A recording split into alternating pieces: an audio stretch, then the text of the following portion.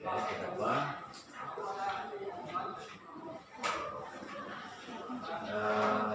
Hari ini saya ajak tentang sajak,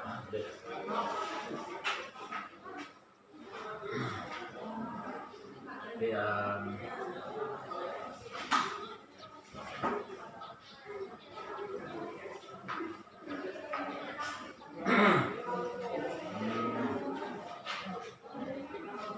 tajuk saja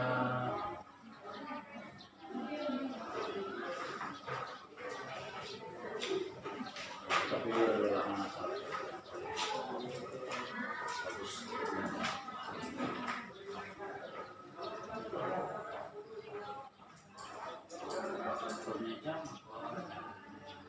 Oke, tajuknya apa? Tapi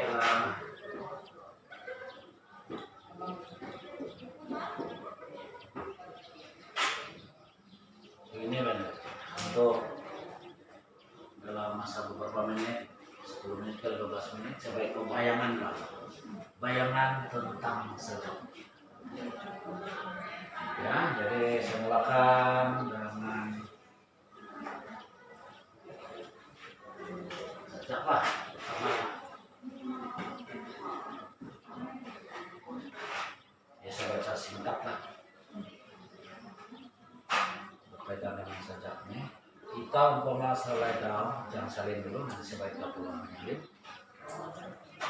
Bertunas segar di ujung ranting, lalu melebar dan merimbun, tempat bercanda unggas meriang. Di bawah duduk bebayang mental. Andai kikir jasa dan bakti, di mana lagi tempat bernaung dari tusukan bahan memijak, unggas kecil tidak berkuda. Sajak yang seterusnya. Tidak ada manusia lain di pantai ini kecuali diriku. Kususur pasir panjang sambil kubayangkan aku ini ada. Hari inilah aku tercipta dan pertama kali melihat laut, langit dan pohon. Kemarin aku belum ada, tidak terdengar uliku dengan ombak, tidak terasa uliku sentuhan angin ini bertiup di mana-mana. Bahkan aku tidak tahu kulit kering dan bu pernah wujud di sini. Tuhan, aku percaya Kau tercipta karena aku bangga. Ibaratnya kalau mau pastikan saja ini, sebagaimana yang saya informasikan tadi. Dari sini mantap. Baca ya. Tidak ada manusia lain di pantai ini kecuali diriku. Ya, terusan. Susul pasir panjang sambil kubayangkan aku ini ada. Hari inilah aku tercipta dan pertama kali aku melihat laut dan pohon. Kemarin aku belum ada, tidak terdengar bunyi ombak. Ya. Tidak terasa itu kali ini bertiup di mana-mana. Bahkan aku tidak tahu kulit kerang dan ruh punya wujud di sini. Tuhan, aku percaya Kau mencipta karena aku bangga. Habis. Terus baca. Ya dulu. Jadi itulah salah satu contoh sajak lah. Jadi pertama sekali yang perlu kita nilai dalam sajak adalah sinopsis ataupun maksud lengkap lah. Makna. Ya.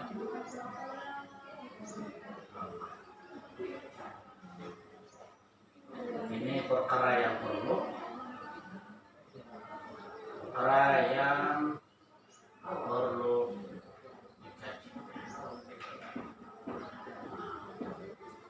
boleh tulis lah perkara yang perlu dikaji.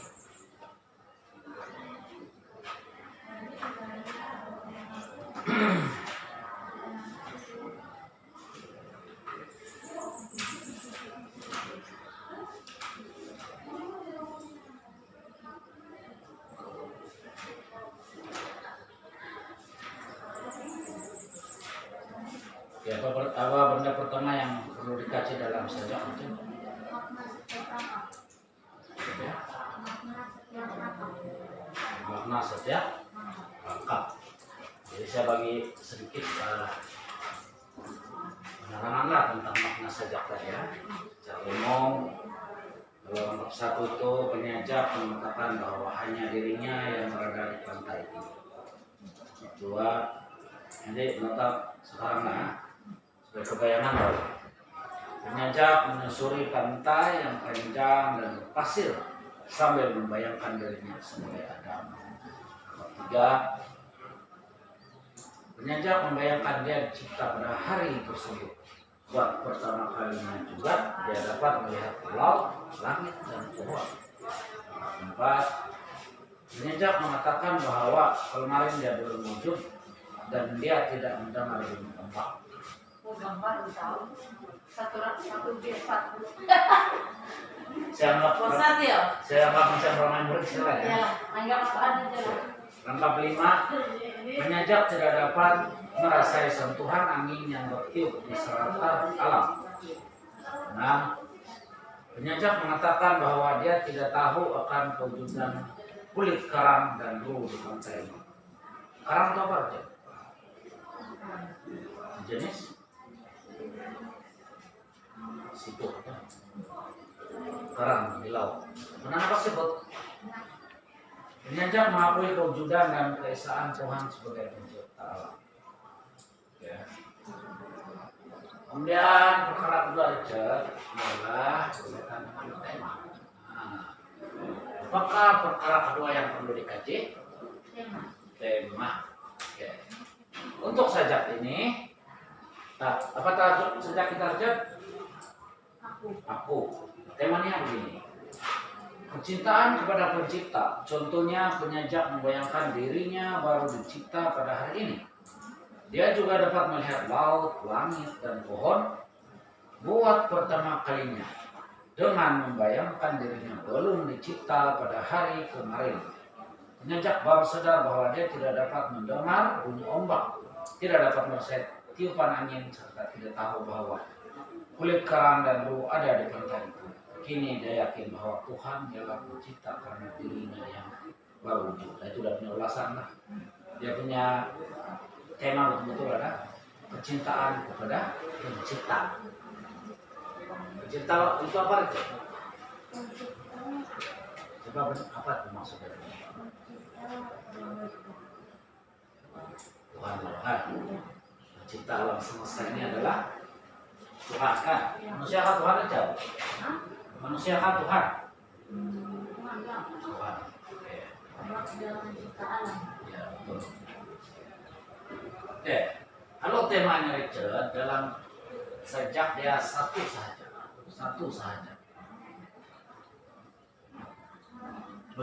Satu saja sebagai contoh, tema di sini adalah kecintaan kepada pencipta. Satu saja. Kalau persoalan lebih daripada apa? Itu dia. Perbedaan tema dan persoalan. Oke.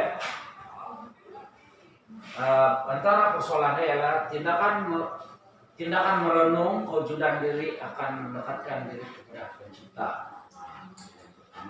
Kedua, kesyukuran karena kita hidup lalu dapat melihat dunia dan isi alam.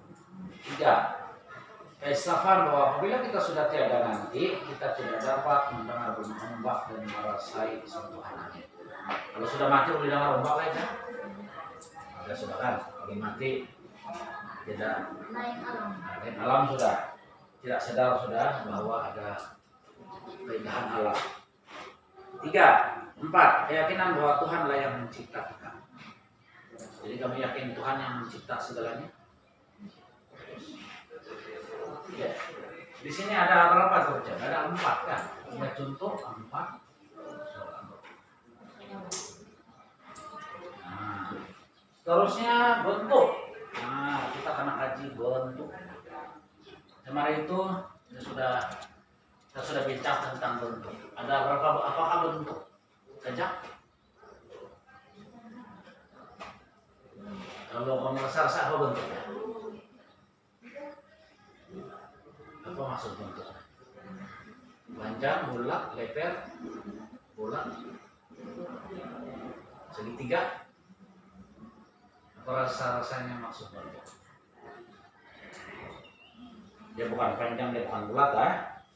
Begini maksudnya. Bentuk ini terdiri daripada 7 rangkap. Kalau kita kira sejak tadi ada 7 rangkap. Bilangan baris pada setiap rangkap adalah sama. Bilangan baris.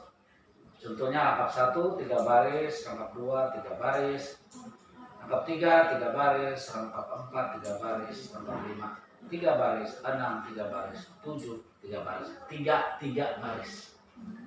Oke. Panjang pendek barisnya tidak sama, yaitu antara 1 hingga 4 patah kata. Nah, tidak sama. Ada yang 3 patah kata, ada yang 4 patah kata. Sebagai contoh, hari inilah aku tercipta. Berapa kata? Ataupun kalau Tuhan berapa kata? Tidak ada manusia lain. Tidak ada manusia lain. Berapa patah kata? Tidak ada manusia lain. Berapa? 4. Kemudian dari segi suku kata, sejak ini mempunyai suku kata di antara 2 hingga 10 suku kata. Sebagai contoh, Tuhan berapa suku kata? Tuhan. 2-an. Tuhan. Oke. 2-an. Lepas itu hari, oke. Hari berapa? 4. Inilah 2. Tercipta 3. Dan bentuk dia sejak ini berbentuk bebas. Maksud bebas itu tidak perlu ada rima. Bukan macam pantun, ada rima tengah, ada rima akhir, itu terikat kemudian. Perkara seterusnya yang perlu kita kaji ialah berkaitan dengan bedai kecat. Unsur bunyi yang pertama ialah asonansi. Contoh dia, dan pertama kali melihat. Hari inilah aku tercipta, ususuri pasir panjang. Asonansi ini maksud dia adalah perulangan huruf vokal. Pertama vokal.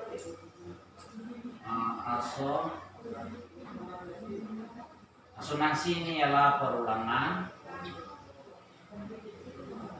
huruf.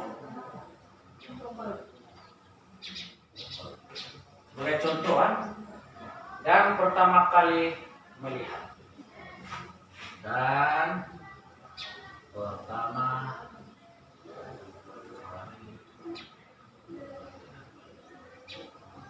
yang paling banyak diulang ialah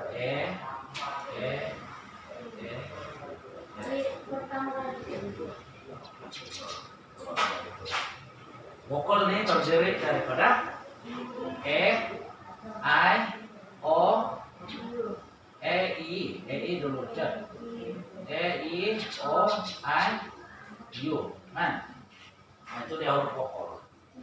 Selain daripada I, O, I, U disebut konsonan. Di sini aliterasi.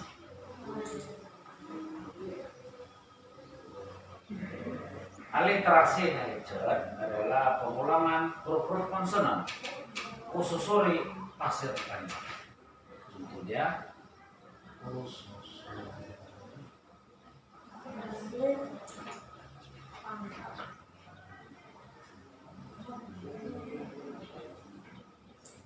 Suri pasif panjang pi, tampil pi berapa kali?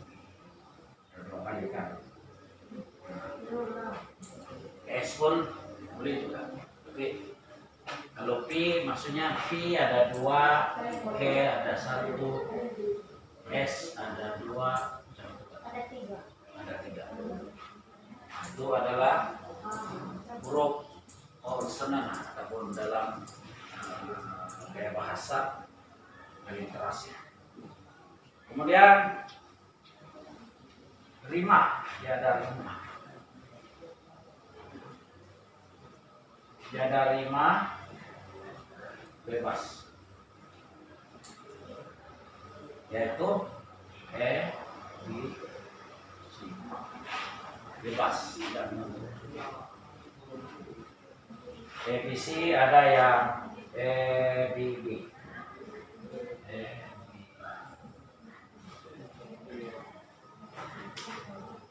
Kalau EBC itu maksudnya dia punya rima ujung tidak sama. Kalau EBB ini ujung dia 2 sama, permulaan tidak sama. Oke. Sekarang kita tadi unsur bunyi. Seterusnya kita akan kaji itu gaya bahasa.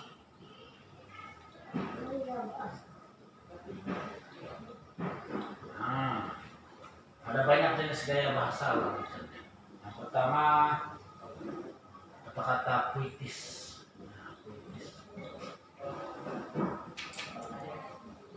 Puitis ini maksudnya kata-kata indah. Contohnya bunyi ombak, ususu, pasir panjang, sentuhan angin ini. Lepas itu hiperbola. Nah, hiperbola ini contoh dia, aku ini Adam, hari inilah aku tercipta. Aku ini Adam. Maksudnya aku Adam. Itu boleh dikatakan bahasa yang berlebihan. Saya kuat, dia kata, padahal dia tidak kuat. Aku ini Adam, padahal dia itu manusia biasa. Tapi dia tenggelam. Jadi itu disebut gaya bahasa hiperbola. Kemudian menggunakan image alam, keindahan image alam. Sebagai contoh di sini adalah pantai, pasir, ombak, kulit kerang, itu adalah image alam. Kemudian inversi. Nah, contoh inversi adalah tidak ada manusia lain. Kemarin aku belum ada. Kemudian seterusnya berkaitan dengan nada. Nada. Nah, nada. Apakah nada sajak ini? Sajak ini adalah nada romantis. Romantis. Sajaknya ada banyak nada romantis, patriotik, patriotisme, patriotik, romantis, melankolik. Nah, banyak dia punya jenis nada. Romantis ini yang cara baca lembut-lembut, tidak. Nah, cara baca dia lebih kurang beginilah. Tidak ada manusia lain di pantai ini kecuali diriku. Nah, itu lembut. Dan musik dia pun yang slow. Nah, kalau yang nada patriotik dia karena cergas, karena kuat, cakap. Yang seolah-olah macam marah, tapi bukan marah. Itu patriotik. Kemudian dari segi nilai. Nah, apakah perkara ke-8 yang perlu kita kaji? Nilai. 1, 2, 3, 4, ada 5 nilai. Yang pertama, keinsafan, contohnya insaf akan keesaan Tuhan apabila dijadikan insan. Kedua, nilai seterusnya kesyukuran. Contohnya bersyukur karena dapat melihat laut, langit, dan pohon. Kemudian kesadaran. Contohnya sadar bahwa setelah kita meninggal dunia, semua kurniaan Tuhan seperti mendengar bunyi ombak dan merasai tiupan angin tidak dapat dinikmati lagi. Kemudian keimanan. nilai yang seterusnya ya bagaimana? Contoh dia keyakinan yang tinggi terhadap Tuhan. Kemudian yang terakhir kasih sayang. Contohnya kasih sayang akan keindahan alam sekeliling. Sayang akan alam. Dan yang terakhir sekali Richard adalah berkaitan dengan pengajaran. Nah, ada banyaklah pengajaran di sini. Yang pertama, kita harus insaf akan kejadian diri supaya menghargai nyawa. Hal ini dikatakan demikian karena apabila kita dihidupkan, kita dapat menikmati kehidupan di dunia. Nah, itu pengajaran yang pertama. Kedua, kita hendaklah bersyukur karena dapat melihat laut, langit, dan pantai, pohon. Seharusnya kita harus sadar bahwa setelah kita mati atau meninggal dunia, kita tidak dapat mendengar bunyi ombak dan merasakan tiupan angin. Keempat, kita tidak seharusnya sombong akan nikmat yang telah kita peroleh ketika hidup. Dan kita sepatutnya beriman kepada Tuhan karena kita hanyalah insan yang berdiri di sisinya. Kemudian pengajaran seterusnya kita hendaklah mencintai alam sekitar supaya alam sekitar tidak mencemari atau diganggu dengan sesuatu. Itulah bayangan dari Tuhan. Pas ini saya bagi pinjam juga di buku. Jadi sebagai kesimpulan, dalam sajak kita perlu mengkaji 9 perkara, yaitu yang pertama makna setiap nama, tema, persoalan, unsur bunyi, gaya bahasa, nada, nilai, dan pengajaran. Nah, itulah 9 perkara yang perlu dikaji dalam sajak. Apa saja jenis sajak Richard?